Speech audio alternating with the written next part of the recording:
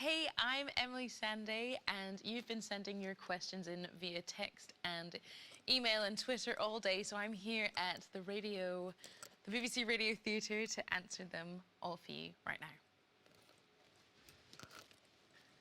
now. Okay, so the first question is from Gina, and she asks, what advice would you give my 9-year-old daughter, who's also a songwriter? To anybody writing songs, my first piece of advice is always know what you write about and really believe in what you're writing about. So at 9, take everything around you, even if it feels like the smallest everyday thing, and write about that. And that's what I did as a kid. And then slowly, as you get older, you have more to write about and more experiences. So write what you know, and then when you perform it, it will be more real to the audience. Kat is asking, if you weren't a brilliant singer, thank you, what career path would you be following now? Well, before I started pursuing music, I was studying medicine in Glasgow, so I think I would be a doctor. I really want to do neurology. And yes, all my friends from med school are now proper doctors, which feels quite strange, so I think I'd be in a completely different world, hopefully saving lives. Ashley Spencer, she's asking, how did it feel winning 2 Brits at the Brit Awards? It felt incredible. To have acknowledgement from the Brits was a big deal, and especially after winning Critics' Choice last year, before I'd really proven myself.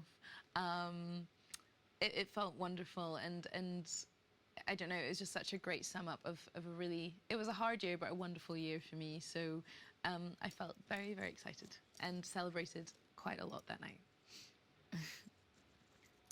Okay, Kirsty is asking, your favorite thing to do when you're not busy, songwriting, singing, etc. P.S. You're amazing. Thanks, Kirsty. My favorite thing to do when I'm not doing music, I really like film. I love kind of catching up on films I haven't seen. I love hanging out with people that I've missed when I'm working. So usually I'll go home up to Scotland and see my mum and dad, or spend time with my sister or my husband, and that's what I love to do.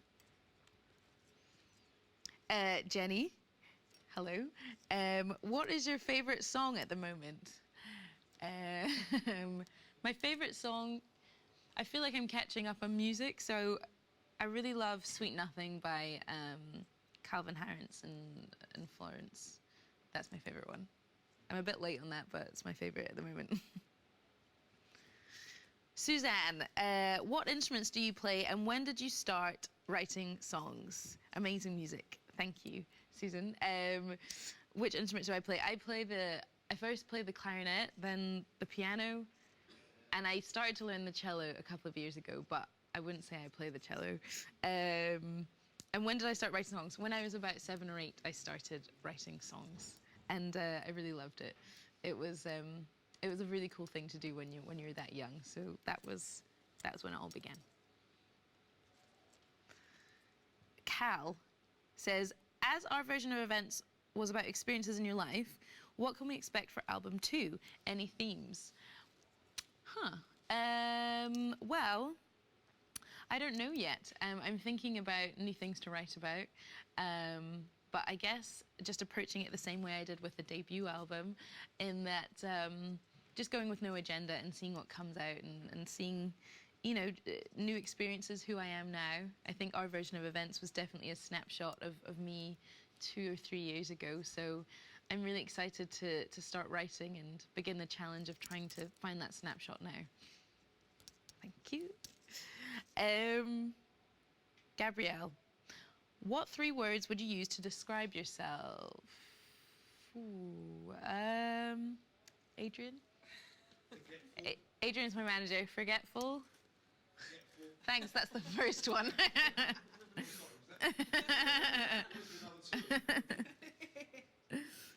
Forgetful, creative, and funny. I think I'm funny, but some other people don't think I'm funny.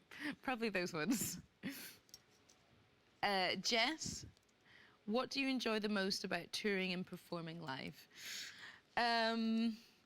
The thing I enjoy most is meeting the people that have connected with your music. You know, it's the only chance you really do get to talk to people who are out there and making this all happen. So for me, when you can stand and the adrenaline, not knowing what's going to happen on stage, it's nerve-wracking, but it's worth it in the end. And getting to meet the fans afterwards, then it's very rewarding, and it makes you. It reminds you why you do it in the first place, and it really gives you that connection that you don't often get. So that's my favorite thing.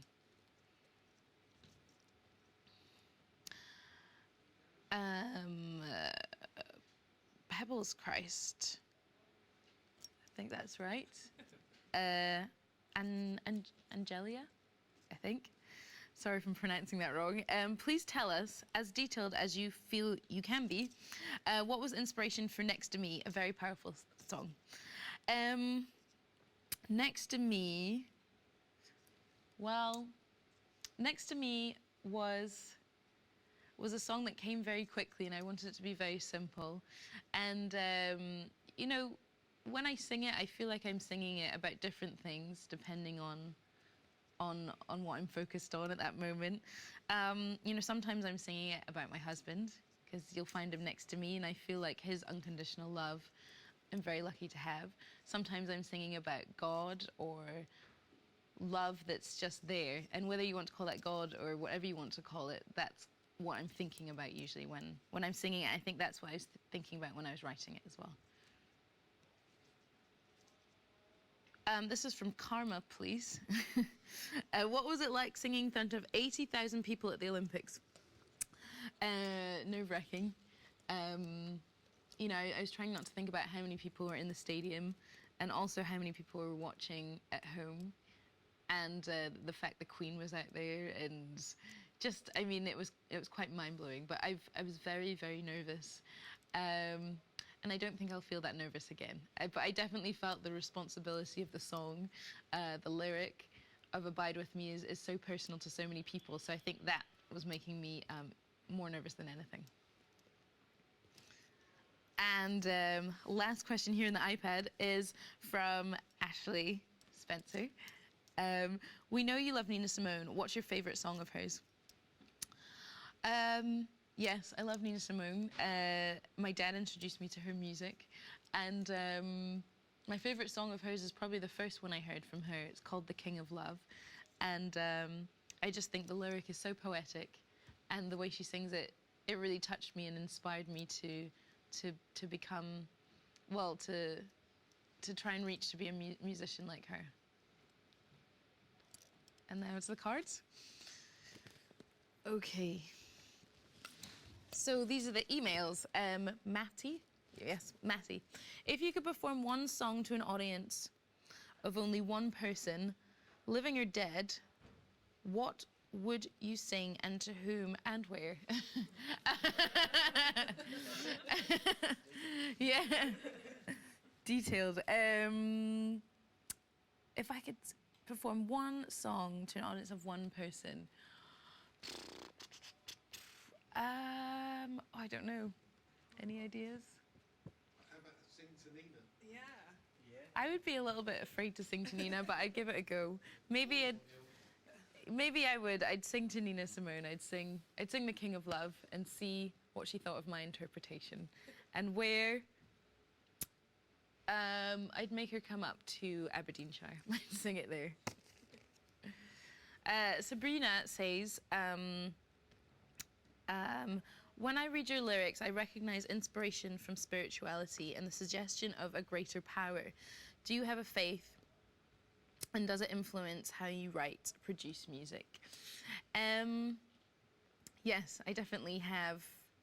I have faith, but I don't have a particular religion. But yeah, I definitely feel that when I write music, it is a very spiritual experience, and it's something that's, for me, it's very, it's like meditating.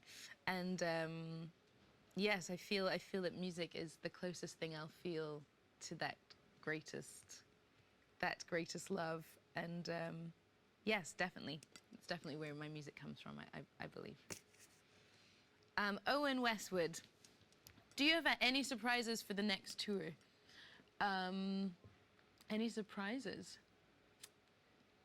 I don't know if they're surprises, but we're definitely finding new ways to arrange the music and new ways for us all to interact together. So I'm really excited to hit the road on Monday.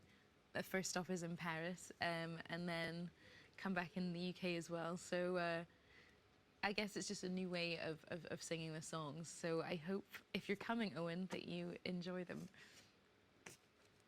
Claire Robertson from Edinburgh.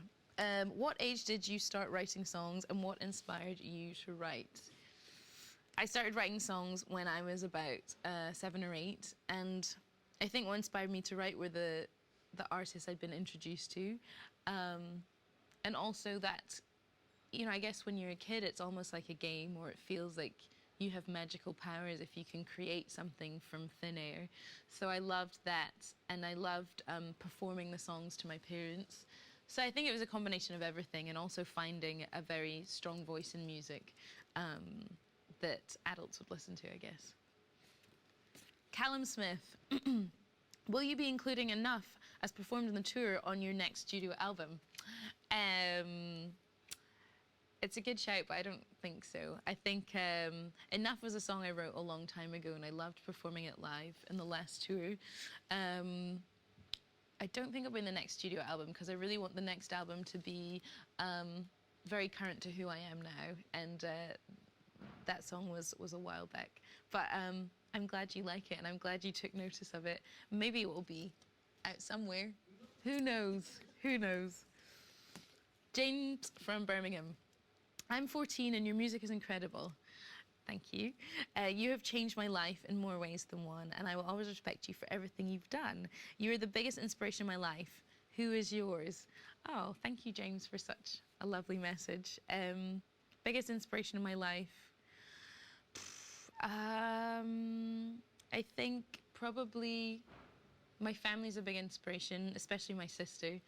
My sister's younger than me, but I do feel she's a lot wiser than I am. So she's a big inspiration in my life, and whenever I need to, when I feel confused, she definitely gives me clarity. So my sister. Lydia, what is your favorite song of 2013 so far? 2013. She's nailed the year down. I can't cheat and have one from last year. The 2013. What's come out so far?